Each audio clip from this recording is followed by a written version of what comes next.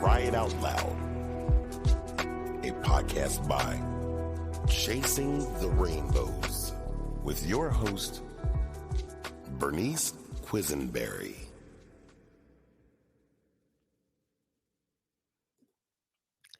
This week's episode is with Tara Lipinski, known for being the youngest gold medal winner of the Winter Olympic Games in 1998 for figure skating and is now a TV broadcaster. Tara, we can't thank you enough for coming on here and opening up the dialogue for other infertility and baby loss survivors to feel validated, heard, and seen. Welcome. Thank you. I'm so excited to be here.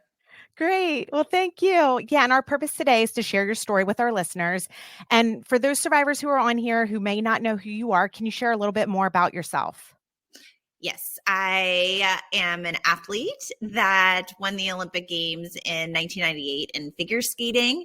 And then I moved into my next career as a broadcaster and commentator analyst for NBC with my partner in crime, Johnny Weir. And my most recent title is that of a mom after a long 5-year infertility journey with pregnancy loss, endometriosis, sort of every obstacle, you could face. We faced, quite a few of them. Yeah, absolutely. Well, thanks so much for opening up your heart and sharing that with us. And, dive in a little bit more. We'd love to hear all about how you met your husband and, your beginning of your love story.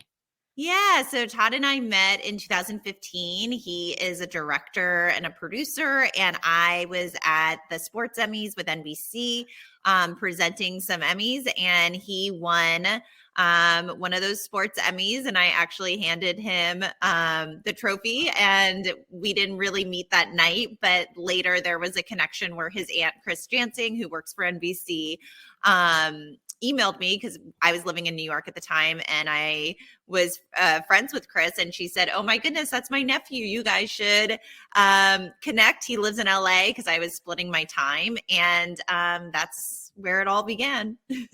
Wow. Oh, that's so beautiful. Oh, I love it. And, being so in love and starting to have, when you guys decided to get married, starting to have those conversations about wanting to have a family, can you share what it was like at the beginning of your journey with that? For us, we kind of met later in life and got married. I was 34, and we really, in the beginning, just thought, let's have time, just Todd and Tara, and not think about kids. And that's where we began. And, I talk about it on our podcast, Unexpecting, that I didn't really think ahead. I didn't know much about fertility, and I wasn't really planning in the way that we probably should have been, just knowing that age is a factor. And we then eventually started talking about it and trying to plan it around some of my work obligations. I have an Olympic Games every 2 and 4 years. Yeah. And that's, my main gig. So I've got to be there. So we decided to, before we even started trying, we decided to go through IVF just because we thought with our age, this is a good way to get some indication of if we're okay or not, and also be able to have that insurance just because we had waited so long. So we started the process of IVF before even trying. Wow. Okay. Yeah. And your podcast, like you said, Unexpecting, and seeing you on the Today Show in October and, other shows since, it's so powerful because you're opening up the conversation around the taboos, the misconceptions of fertility loss, but also being open and honest to those that are on the journey right now. They're feeling like they're not alone and isolated. Can you share more on you and your husband's 5-year journey and what it was like, especially with the added pressure of being in the public eye? For the two of us, we had kind of kept this to ourselves. Obviously, our friends, our family, our inner circle knew, but we had kept this private, and it wasn't something that I spoke about publicly until we did the podcast. And that can be very isolating.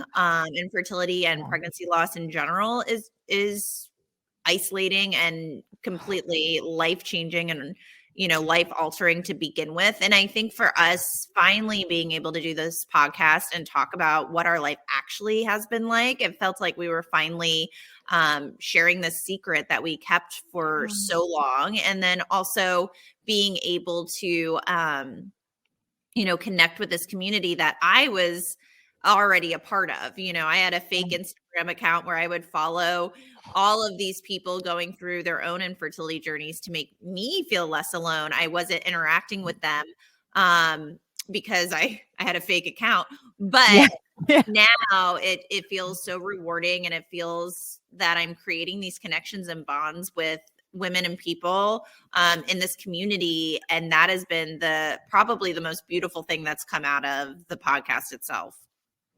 Well, absolutely. Because this is not a community that you ever want to be a part of. It's not like you go into this journey, but then when you are, it is like the people here are just so beautiful. And I mean, just so selfless, and they understand what you're going through, and you just feel the sense of connection to them.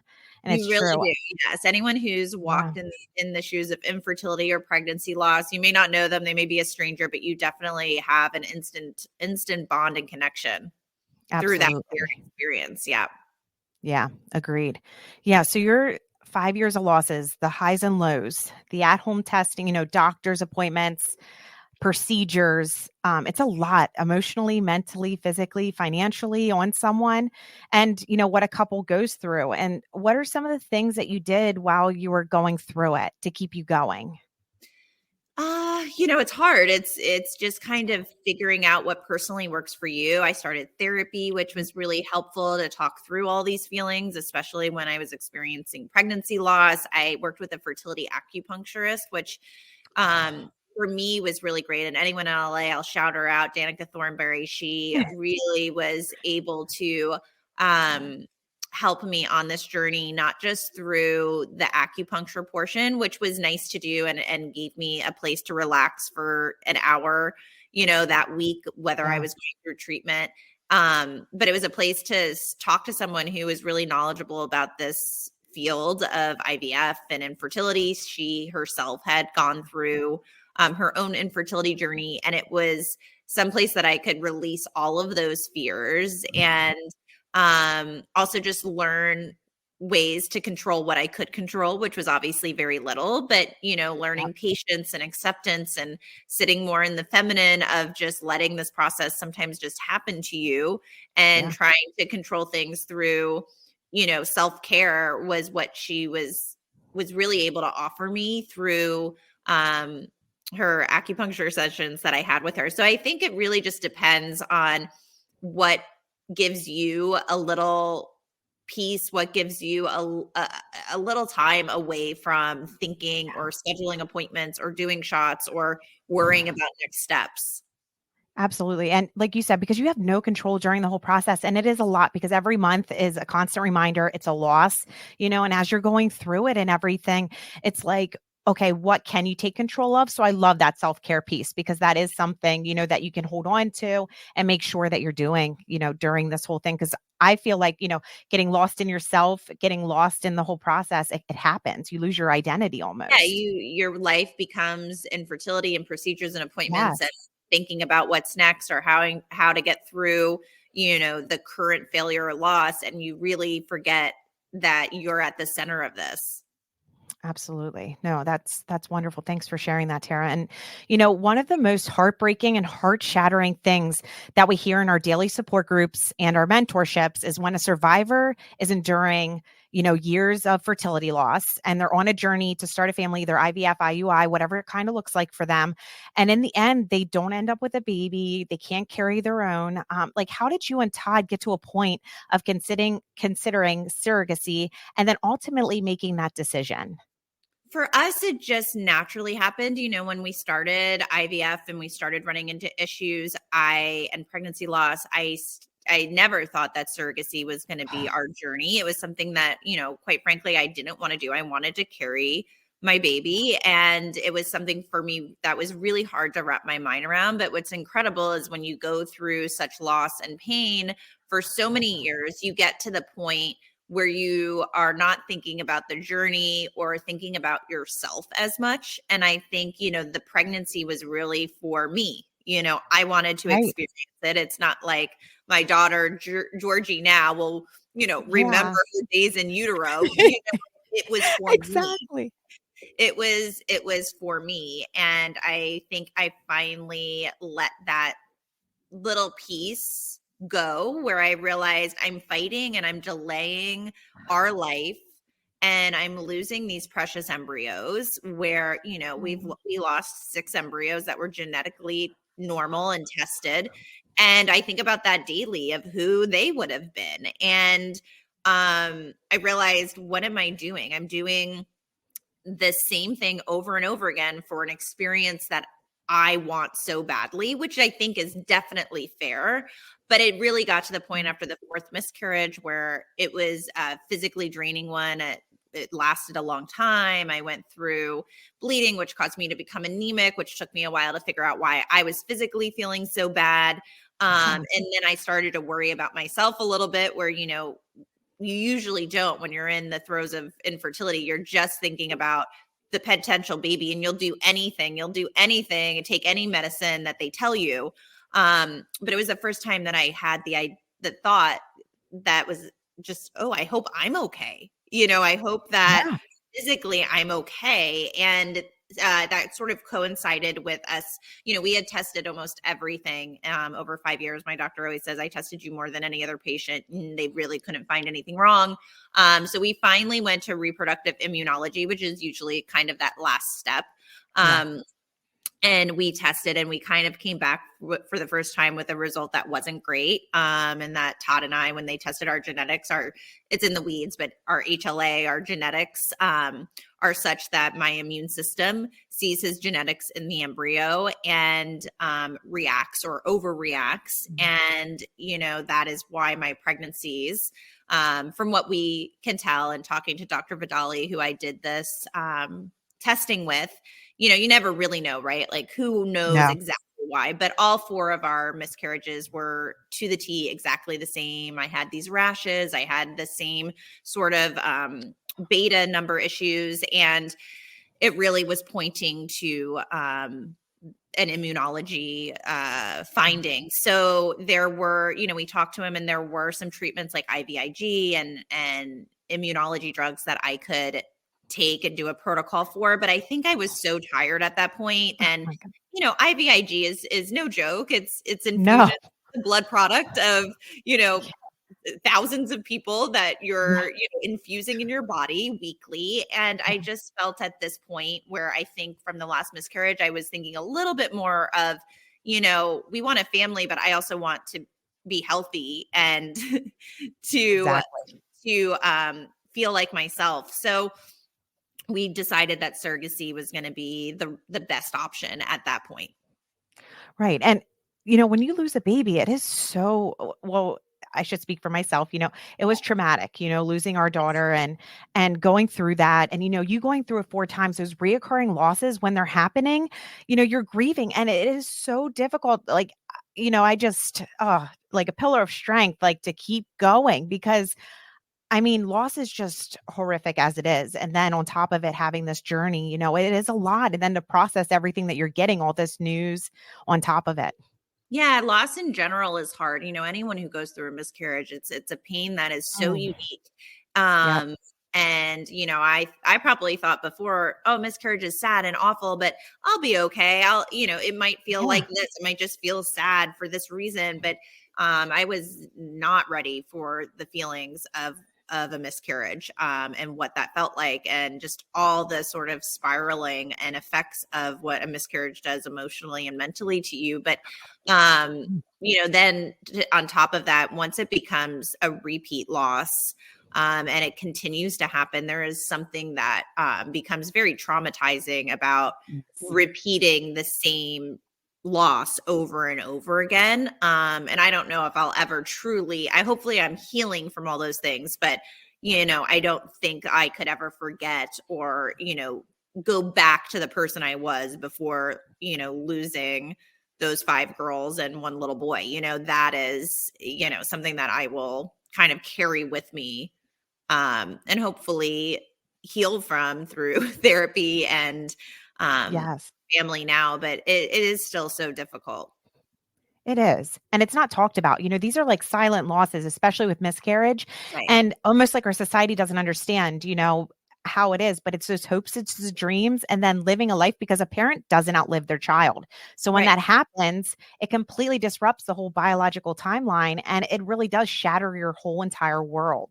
It Correct. And does. then you're living through it, silently because miscarriage isn't Yes. talked about that much. Or, it's so great to know that it's common. But I think, sometimes people's responses are, oh, lots of women go through it, which is true. You don't want to feel alone. But a throwaway comment like that doesn't mean that it's still not an intense and incredibly painful loss that you're actually grieving. And I think people Yeah. just don't understand. I mean, women and people go back to work, or work through pregnancy loss. And, I think that that's really difficult. And it's probably because people don't talk about it enough and how it impacts you emotionally, mentally, physically. Absolutely. And that's the thing. I think it's, generations before us. And that's kind of how they were meant to feel when they went into their doctor's office and found out they're having a miscarriage, that, you continue to put one foot in front of the other. And well, that's, why we started the daily support, because it's like, how can you return to everyday life after we just went through and lost our baby? Like, it doesn't, like, this just can't It doesn't be. make sense. Correct. It does not. It's just so it's so difficult to wake up Yeah. and you came so close, you already were connecting, you Oh, already were envisioning. And especially for us, it was so, it took so long. The process takes so long through yeah. IVF and going through retrievals and testing and preparing for a transfer. So you get your hopes up so high, and then, they come crashing down again, and you just don't know where to look. You don't know where to turn. You don't know what the answer is. And it's a very hopeless place. It really is, and it's that whirlwind of events because you just don't even like you said, where do I go? What do I do? Because you're Right. in the chaos, but the world continues to keep moving as you're Right. like right here, with it all. I Yes. know. It's a lot to take in. So, and I think there's so many different aspects of it. For Todd, he was there trying to support me, but Oh, yeah. his life was changing too, and everything was on hold, and we were just waiting to get into this next phase of life that, a baby is not guaranteed. So Right. it's terrifying when you start going through loss and then it keeps happening. You just start to believe, oh, maybe I'm just not meant to be a mom. I know. I know. And to be in that place, like you said, is just like hopeless. And you feel like that isolation. And then it almost gets you to revert back and not talk about, or open up. So, Right. You just uh, think, oh, I don't even want to bring this up. I don't even yes. want, I don't even want to have people pity me or wonder what's wrong with me. There's so many emotions, but then at the same time, you need support. And it's, Yes.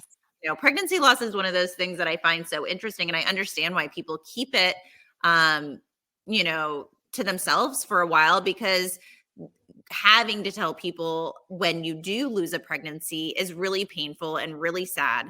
But it is interesting always to me that it's really one of the only medical diagnoses that you get, or sorry, it's one of the only things in medicine or, in science that you go through. You get a positive pregnancy test, but you are expected not to share it until 12 Yeah. weeks because you don't want anyone to know. And it's Exactly. it's it's so isolating in itself of just the way tradition has been with pregnancy and what I think, people might feel shame about. And Yep. you hope that that changes where it does become a place where you're not afraid to tell people, because you know that you'll have the support there, and you know that you won't feel shame or feel Right. judged in any way. Absolutely. And I mean, I really hope that as, yes, we continue on, that this does start to really get like some light shedded on it, between, our two podcasts and different things. Absolutely. So what was the surrogacy journey like for you and how did it all happen? One second, I'm just plugging this in because I'm losing power. Yeah. Um, the surrogacy journey, it was something that I didn't know what to expect. I didn't even know how to go about it. I didn't know, how does this even work? And it was a learning experience, but it really was something that for me in the end was one of the more beautiful parts of our journey. And it was hopeful, and there was connection between me and my surrogate. And there was the beautiful, 10 months that we journeyed to Georgie together. And I look back now and I wish that I went to surrogacy earlier, to maybe, stop down and realize that this option there's no shame around this option. This option is, if you're able to do it, it can be really beautiful, and it can be the answer or the missing puzzle piece to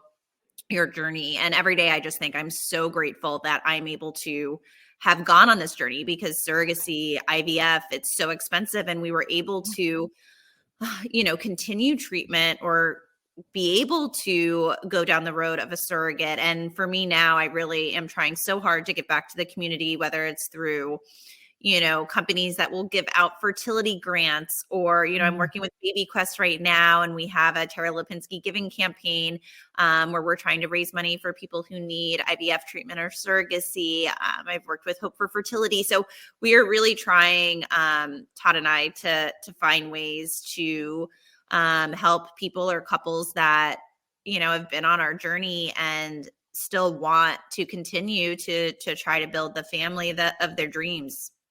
Absolutely. Yeah. We tried to do this June World Infertility Challenge last year, and we did it. And we were doing crack an egg because, grocery store eggs are infertile. And so, you crack an egg on your head for every day in June and calling out 6 people, because 1 in 6 across our world are living with infertility. And I think that's the thing, it is what's happening, and, it's common that people are living, and it's like, how do you go about it? And not all states it's covered in, with No, health it's insurance and really things like that. It's really devastating. It's Yes. crazy to think. I mean, I think it goes along with other things in women's reproductive health, but the fact Yes. that this is a medical diagnosis and this is something that isn't covered, Yes. insurance, is just really hard to wrap your mind around. It is, because any other organ, if it's not working correctly, it is covered. Right. And this isn't. And it's like, it comes down to having funding or not having funding to have a family.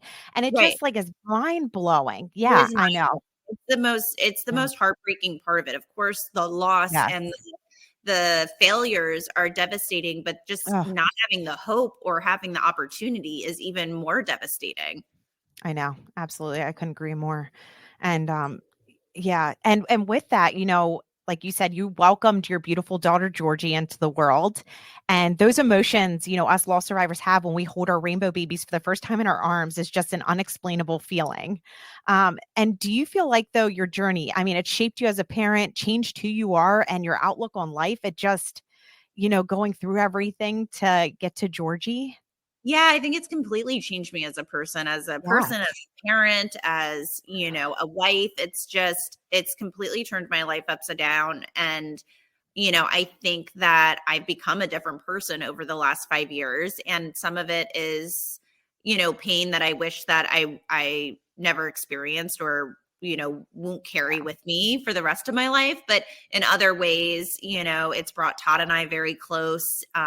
We've learned so much about each other that we're now bringing those tools into parenthood together for our relationship. And I think the biggest thing is, the level of gratitude. I know that, probably any person out there listening that has a child and has not gone through infertility, they would say they're so grateful for their child, because of course children are these beautiful miracles, whatever journey you're on. But I do think there is this next level of gratitude you feel after long journeys, after infertility, IVF treatments, after pregnancy loss. And I think that that's something that, at this point I'm almost enjoying so much, because that level of gratitude makes parenting for me right now so beautiful. No matter how tired I am, no matter how loud she'll cry in my ear, no matter how many times she poops on me, I'm almost laughing in this delirious, tired joy. Nothing about this do I take for granted. So I think that I am lucky for that, because I do think, having children is a big life change. Your life changes overnight. But our life changed overnight 5 years ago, and we didn't have a baby. So now I realize how lucky we are to have our life be changed in every way. So that has been a really nice positive to, the result of pregnancy loss and infertility. Absolutely. Oh, thanks for sharing that, Tara. Yeah. I mean, I just can't thank you enough for coming on our podcast, being genuine and honest for our listeners on your journey, and really opening the eyes to others around us with these topics to help survivors who are in the thick of it right now. Is there anything that you want to share or any advice that you want to leave our listeners with? I mean, that was great too, what you just shared. So I think it's hard to give advice because, I definitely didn't know what I was doing, and I don't know if I have any answers of how to get through pregnancy loss. And I think grief is obviously so unique, but I would say, for me at least, to feel all the feelings and go through the waves that loss and grief present itself is probably, so personal, and it's okay to have all the feelings that you're feeling. And I think for anyone just in the midst of a infertility journey or pregnancy loss, I think for me, it wasn't even advice of how to get through it, but just to feel seen, because I felt so alone, and I felt like people really didn't understand the pain of pregnancy loss, or really repeat pregnancy loss, which was the hardest for me, to have so many of them. And I think that, anyone listening, I hope they know that at least I see you and hear you and know what you're going through, and, just know how incredibly strong you are to be able to pick yourself up and get through this type of pain, because it's really not easy. And I think, like I said, unless you walk down an infertility or loss road, you don't realize how unique that pain is. And then on top of it, as we talk about the isolation, the silence around the subject, it really, at the end of the day, it's one of the more, when I look back on getting through pregnancy loss, I realize it's probably those moments in my life that I think I was the strongest. So, and I've been through, an Olympic Games, and nothing can compare. So really, anyone who's listening out there, just know how strong you are and how proud you should be to be getting through a journey like this. Because it's, I always feel bad when I say, oh, it's unfair, because there's so many unfair things in life, but this does really feel unfair in the moment. And it feels, like someone is specifically choosing you to go through this pain. And it doesn't make a lot of sense, because you just see so many people having, fine pregnancies and all around. around. And you just wonder, like, what kind of unicorn are they? Like, I don't understand how. So believe me, if you're in it, I know all those feelings, and I'm really rooting for you, and praying that the road becomes easier, and that you find your destination wherever that may be. And I think sometimes it's not always about, quote unquote, success of a pregnancy that results in a live birth. I think that there's so many people that need to be acknowledged too, that go down this path and, realize that this is just not the life that they want to continue, and maybe living a child-free life is their success, and is, they've learned through their journey that that's what they need to do next, to be happy and to live a more fulfilling life. So after you go through infertility, you definitely want to try to acknowledge all the people out there.